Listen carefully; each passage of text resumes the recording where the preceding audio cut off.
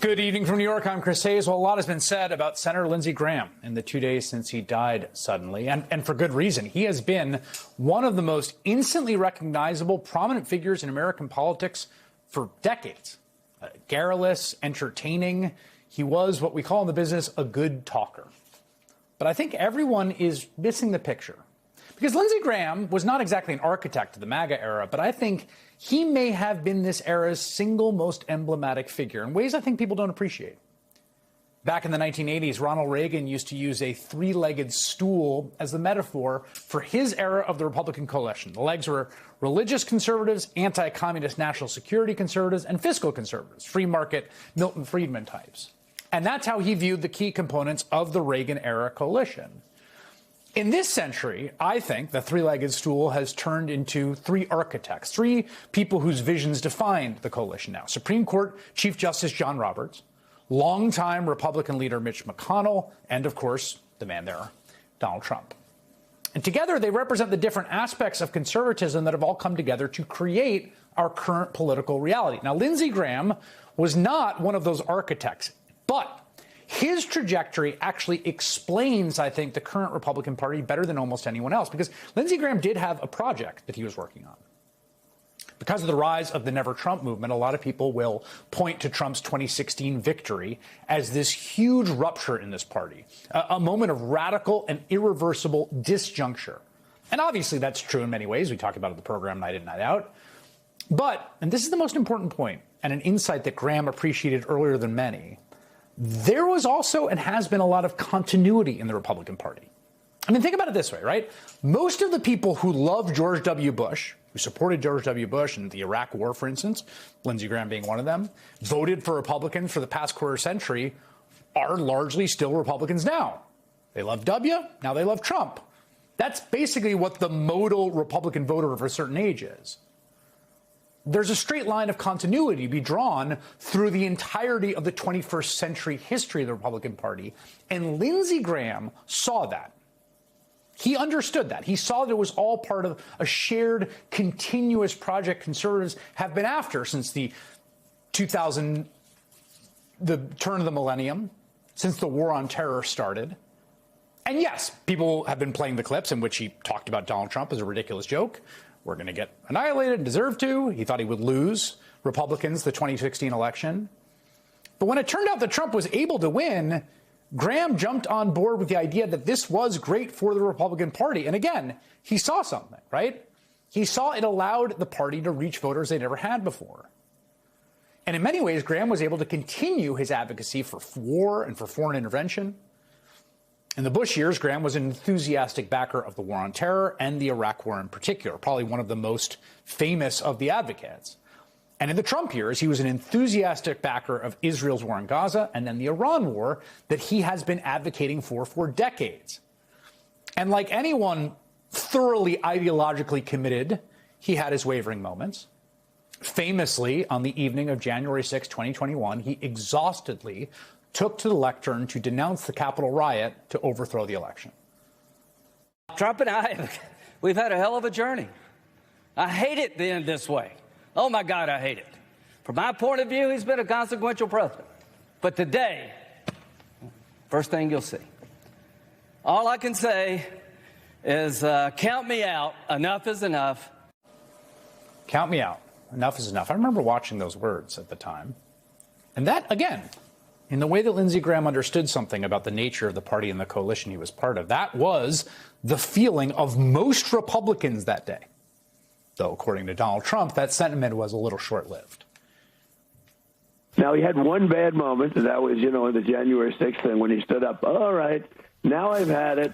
That's it. I can't do it anymore. Regardless, what Graham ended up being more adrenaline than real belief. Because just 5 weeks later, Graham, like most Republicans, voted to acquit Trump during his second impeachment. Probably the most consequential vote of this entire era, right? And then, like most Republicans, Graham came to see that actually Trump could win again, that he was a powerful and important figure, and that he would further the Republican Party's shared goals, conclusions that both Mitch McConnell and I think Justice John Roberts, though he wouldn't admit it, have come to in their own way. And so Graham re-embraced Trump, attacking the few Republicans that broke ranks and voicing a conclusion that turned out to be grounded very firmly in an astute understanding of political reality. Can we move forward without President Trump? The answer is no. I've always liked Liz Cheney, but she's made a determination that the Republican Party can't grow with President Trump. I've determined we can't grow without him. Lindsey Graham wasn't a victim or a mark. He wasn't weak. He didn't flip-flop. No, he was a man who had his own project he was pursuing, and he viewed Trump as crucial to that project. He says it right there. Graham has been one of the president's staunchest allies, particularly in the second term. He's managed to focus and execute what he has viewed as the pillars of the Republican Party's priorities, something he succinctly, if cheekily, articulated back in 2025 as he spoke before the Republican Jewish Coalition Leadership Summit. I just want to say I feel good about the Republican Party. I feel good about where we're going as a nation. We're killing all the right people and we're cutting your taxes. We're killing all the right people and we're cutting your taxes. Now, Graham was known for being a pretty funny guy, is one of the things that endeared him to his colleagues. And that's kind of a joke. People laugh, but only kind of. Kidding on the square, right? Right there.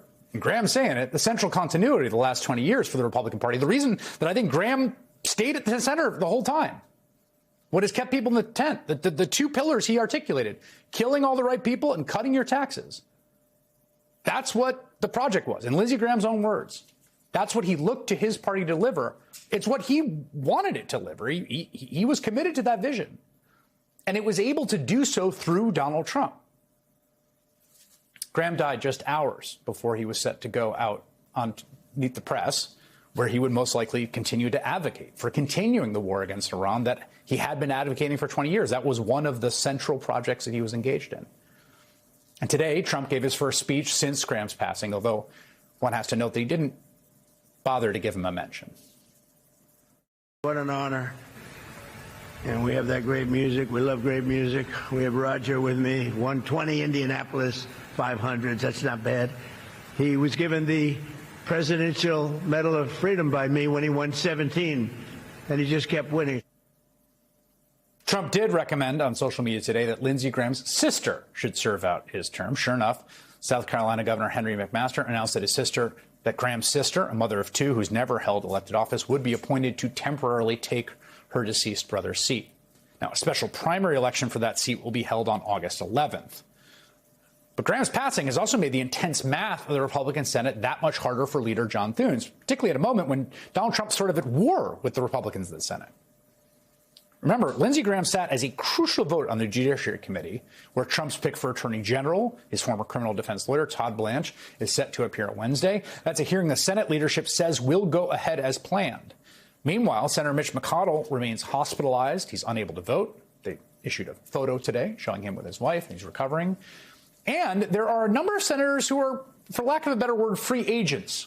From Maine, Susan Collins, who is desperately itching to show her independence from her party in her very hard-fought re-election fight in Maine, where the voters voted for Kamala Harris last time around.